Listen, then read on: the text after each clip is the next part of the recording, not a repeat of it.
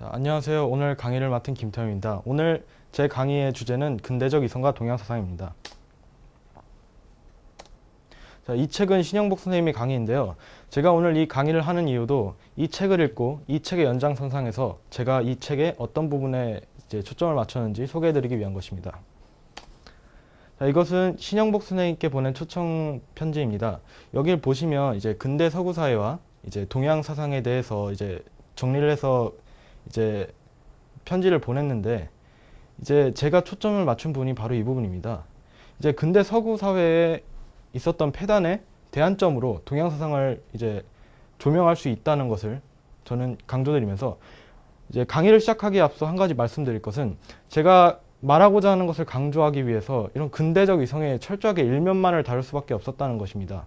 하지만 근대적 이성은 현대 사회에 있어서 지구적 차원에서 삶의 질을 향상시키고 인간에게 있어 꼭 필요한 발전의 원동력을 제공한 것은 사실입니다. 그리고 개인주의에 대해서도 이런 개인주의의 관용의 정신이 현대사회에도 꼭 필요한 문제라는 것을 먼저 말씀드리면서 강의를 시작하도록 하겠습니다. 먼저 철학의 경향성에 대해서 간단하게 설명해 드릴 텐데요. X축은 시대고 Y축은 사고의 영역입니다. 먼저 고대는 신화 영역이라고 부릅니다. 인간의 사고 수준이 이제 이성의 수준에 머무르지 못하던 시대이죠. 그러다가 이제 고대 그리스가 되면 탈레스 같은 현인들이 나타납니다. 탈레스와 같은 현인들이 나타나면서 인간의 이성의 수준에 적정선을 맞추게 되죠. 그러다가 중세로 가면 인간이 자신의 사고의 영역을 뛰어넘으려고 시도합니다. 흔히 이제 경험과 이성으로는 판단할 수 없는 형이상학적 존재에 대해서 알고자 하는 노력이었습니다. 흔히 신앙의 영역이라 부르는 시대입니다. 그리고 르네상스에 들어서서야 이제 인간의 사고의 수준을 적정 수준으로 조율하려는 노력들이 이제 펼쳐지기 시작하는데요. 제가 오늘 강의할 내용이 이 뒷부분에 관한 내용들입니다.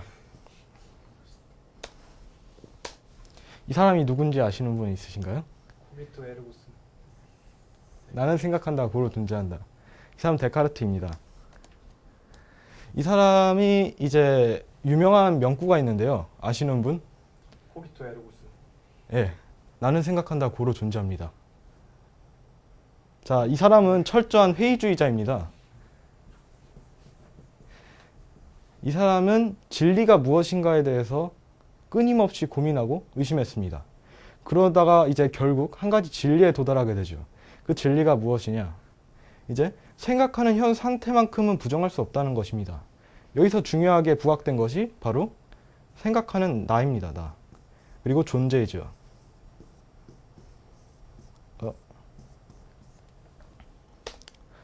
자, 이제 인간의 이성이 중심에 자리하게 되자 이분법적 사고가 발달했습니다. 생각하는 인간이 중심에 자리하게 되고 그 외의 것들은 이제 주변부가 되는 것이죠. 이제 인간이 세상의 중심이 되면서 자연은 사고 능력이 없는 것으로 판정되어서 주변부로, 그리고 객체로, 주변부로 객체로 규정됩니다. 이러한 경향성이 나타나면서 한 가지 문제가 발생합니다. 근대 이성에서 나타나는 문제를 살펴보면, 첫 번째는 자연 파괴입니다. 이것은 인간이 중심으로 자리하게 되고 자연이 주변부가 되면서 필연적으로 발생할 수밖에 없었습니다. 자연이 이제 더 이상 인간에게 있어 미지의 존재가 아니라 이제 철저하게 파헤치고 인간 사회의 원동력으로 이용하게 될 수단으로 전락하게 된 것입니다. 그리고 두 번째로 봐야 될 것이 이기주의의 범람이라는 건데요. 이제 근대 철학이 진행이 되면서 이제 주체 개념이 더 협소해집니다. 처음에 주체에 대한 정의는 인간 전체계로 정의가 됐는데요. 이것이 더욱 협소해지면서 나라는 존재로 바뀌게 됩니다. 이렇게 되면서 문제가 된 것이 바로 이기주의입니다. 결국 내가 중요해지니 이기주의는 범람할 수밖에 없었고, 여기서 발생하는 또 다른 문제가 중 하나가 제국주의였습니다. 이제 현대에서 근대적 이성에 대해서 가장 중요하게 다룬 것이 인간의 사무라인데요. 이것은 이제 주체 개념이 인간이었는데 인간이 만든 제도에 의해서 인간이 오히려 객체가 되는 것입니다. 따라서 인간이 더 이상 인간다운 삶을 영위할 수 없게 된다는 것을 의미하는 것입니다. 그리고 포스트 모더니즘을 보면 이러한 경향성에서 탈피하고자 하는 노력이라고 볼 수 있습니다. 따라서 근대적 이성에 대한 반성을 하고 이러한 이성에 대해서 탈합리를 추구하려는 노력이 포스트 모더니즘의 경향성이라고 볼 수 있습니다. 이것은 이제 서구의 근대 이성의 개념에 대해서 간단하게 정리를 한 건데, 여기 보시면 이제 계산적 이성이라고 나와 있는 건 이제 나를 제외한 것들이 모두 자신의 이익을 창출하기 위한 도구가 됐다는 것을 의미하는 것이고, 특히 이제 근대적 이성에 와서는 이런 효율성과 합리성을 반성하자는 운동이라는 것을 방금 전에 말씀드렸습니다. 자, 이제 본격적으로 동양과 서양에 대한 비교를 시작할 텐데요. 이제 서양 문명은 사실 이제 과학과 종교가 기능적으로 잘 조화를 이룬 채 발전했습니다.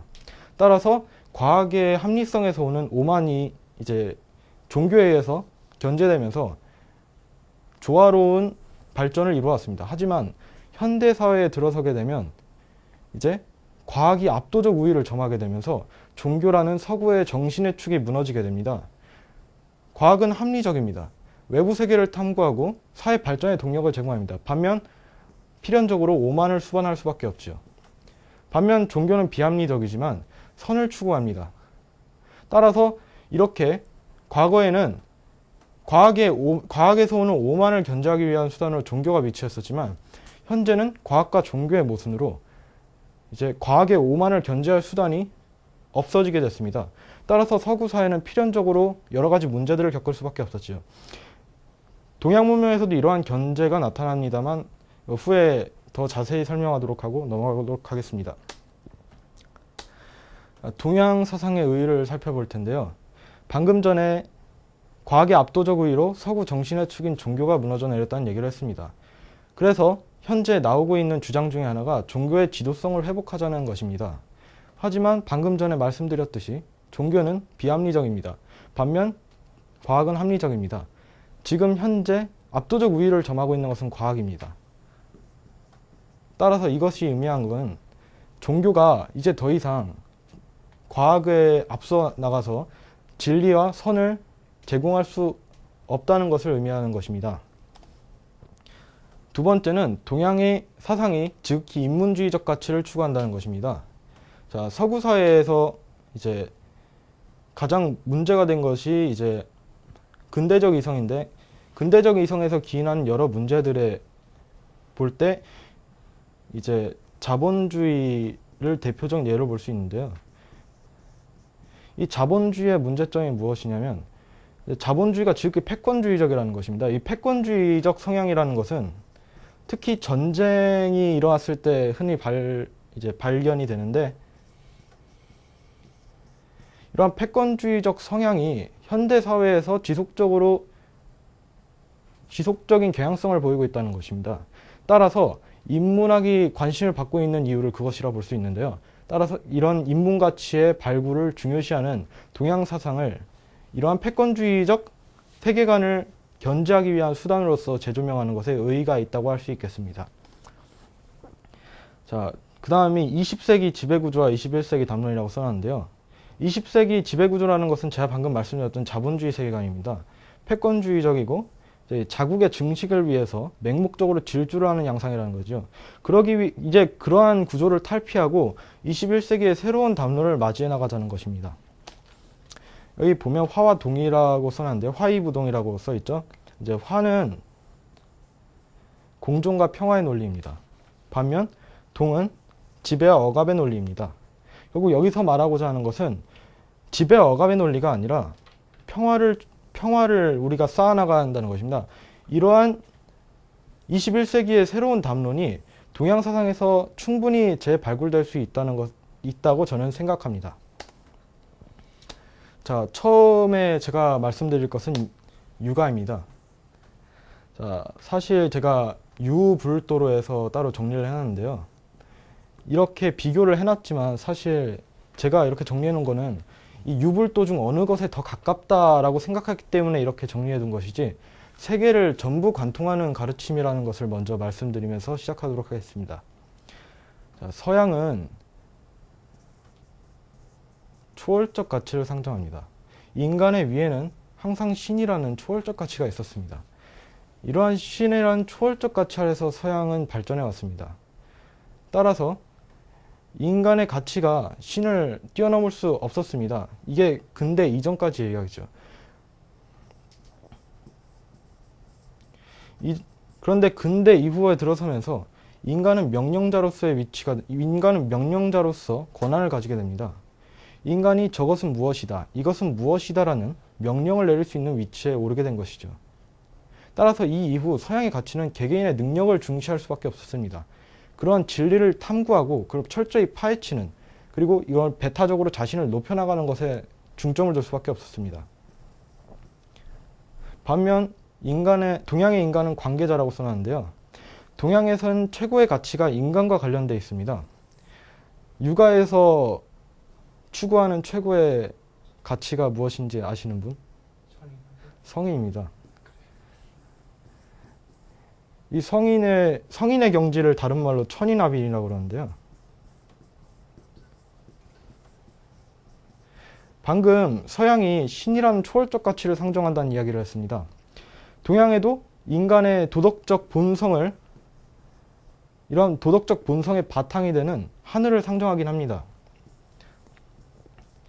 하지만 동양의 최고의 목표는 이 천인아빈이라는 것이죠. 인간이 하늘의 아래에 존재하는 인간이 아니라 이러한 하늘과 유기체적 관계로 인식하는 것입니다. 따라서 동양에서 중요한 것은 인문가치의 발굴입니다. 그리고 성인이 된다는 것은 자신의 인성을 고양시켜 나가는 것입니다.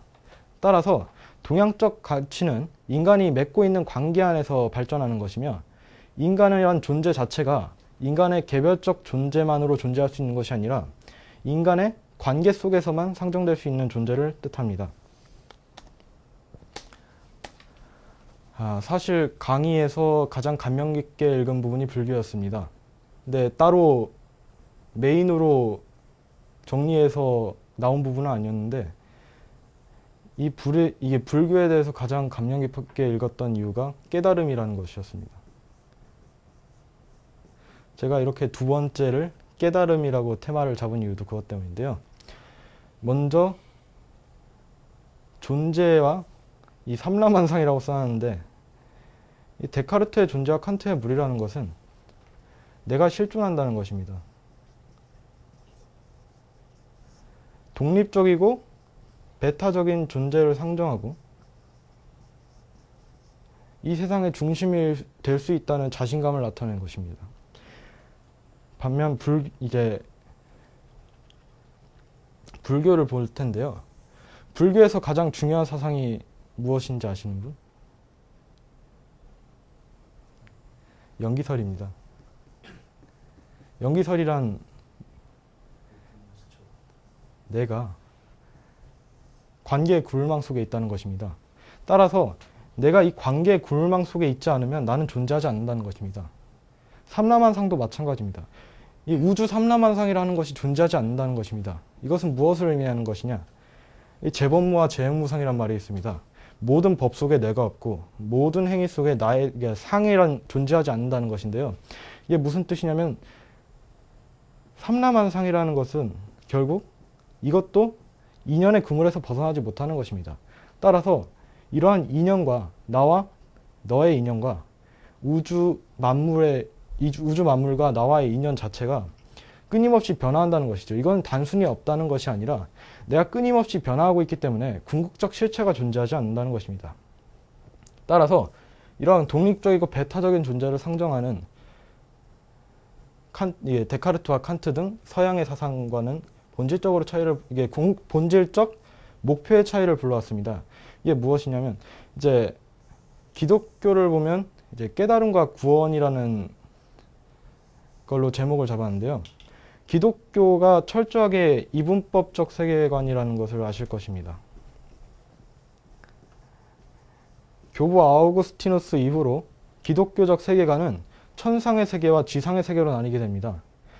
따라서 아우구스티누스는 이 지상의 세계라는 것을 불완전한 것으로 인식했는데요. 따라서 기독교의 최고의 목표는 지상의 세계에서 천상의 세계로 다가가는 것입니다. 이렇게 천상의 나라로 가기 위해서 필요한 것은 결국 하느님과의 연결고리입니다. 내가 천상의 나라로 가기 위해서 필요한 것이 결국 이 하느님과의 연결고리라는 것이죠. 반면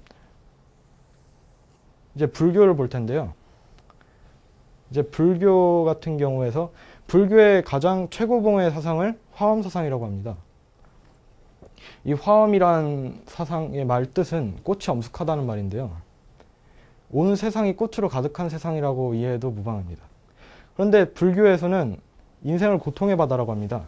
그럼 인생이 고통의 바다라는 것과 꽃으로 가득 찬 세상이라는 것은 같이 존재할 수 없는 것이죠. 그럼 이 화엄 사상이 뜻하는 것이 무엇이냐? 그것은 이 고통받는 세상을 이제 꽃으로 가득한 세계로 바꿔나가자는 것입니다. 이것은 나와 모든 것이 관계 맺고 있다는 것을 깨닫는 것입니다. 특히 이 들가에 핀 꽃 한 송이라든지 그냥 이렇게 우리 주변을 맴돌고 있는 벌레 한 마리라든지 이런 것들이 모두 나와 연관되어 있다는 것을 깨닫는 것입니다. 이런 아무리 작은 것이라도 나와 연관되어 있다는 것을 깨닫는 순간 온 세상이 꽃으로 가득 찬다는 것이 이 화엄의 사상입니다. 따라서 불교에서 궁극적으로 목표하는 바는 이 꽃으로 가득 찬 세상에서 고통받고 있는 사람이 있다는 것입니다. 그리고 이 고통받고 있는 사람들을 구조하자는 의미에서 대승사상이 나오게 된 것입니다. 이제 마지막으로 도가를 보게 될 텐데요. 도가에서 중점적으로 봐야 할 것은 이제 서양이 자연을 바라보는 관점과 동양의 자연을 바라보는 관점이 다르다는 겁니다.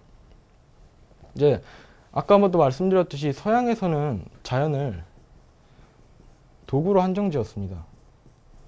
근대 이후에 자연 파괴의 가장 근본적인 원인이 된 사상을 배경을 제공한 것이 근대적 이성이었습니다. 따라서 동양의 자연, 즉 도가가 자연을 바라보는 관점을 이러한 맥락에서 봐야지 이제 보는 것이 가치 있다고 저는 생각하는데요. 이제 동양에서의 자연은 바로 스스로 그러한 것이라는 것입니다. 이것은 질서를 나타내는데요. 이 질서라는 것은 우리가 직접 우리가 직접 볼 수는 없지만 이런 중력이라든지 이런 자기장, 그리고 인간과 인간 간의 관계, 이런 것들이 모두 이제 모여서 관계를 이룬 총화라는 것입니다. 즉, 이제 이런 것들이 모두 부분이 되고 또 부분이면서 이런 것의 전체가 된다는 것입니다. 도가에서는 이런 관계들이 모여 조화를 이룬 총화를 이렇게 자연이라고 규정하고 있는데요. 이것은 현실적 삶에서 욕망을 절제한다는 방식으로 나타납니다. 예를 들어 이제 도가 같은 경우는 육아를 비판하는 형식으로 해서 나타났습니다. 동양이 육아를 견제한 이유는 이러한 자연에서 이러한 시스템 중 일부가 그러니까 특정 부분이 거대해지면 이런 다른 생성관계들을 파괴한다고 여기기 때문에 이런 인간이 비대해지는 것을 견제했던 것입니다. 따라서 이런 도가의 자연관에 비춰봤을 때 이렇게 자연을 도구로 여기고 인간의 발전을 위해서 자연을 사용하게 된 것은 특정 부분을 비대하게 키우는 것입니다. 인간이 다른 생성관계를 파괴한다는 것을 나타내는 것입니다. 마지막으로 근대적 이성과 포스트 모더니즘의 경향성을 살펴보면서 마칠 텐데요. 먼저 첫 번째 주제를 존재와 개인주의로 잡았습니다. 이 존재와 개인주의라는 이것은 자기 실현입니다. 이 개인주의가 현대사회에서 필요한 것이 개인주의라고 얘기를 하는데요. 이 개인주의는 자기 실현의 논리이기 때문에 필연적으로 문제를 겪을 수밖에 없습니다. 이 문제가 무엇이냐면 자기 실현을 결국 목표로 하기 때문에 자기를 넘어서는 것에 대한 인식을 간과할 수 있다는 것입니다. 이것은 타인에 대한 배려가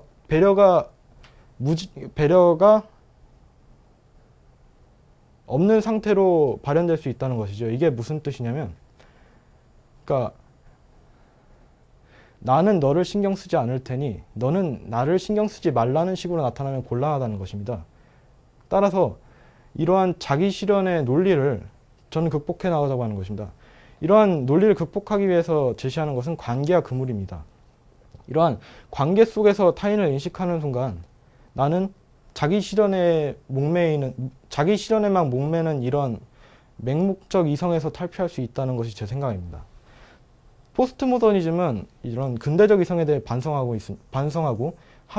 이게 합리로부터 벗어나고자 합니다. 따라서 구체적으로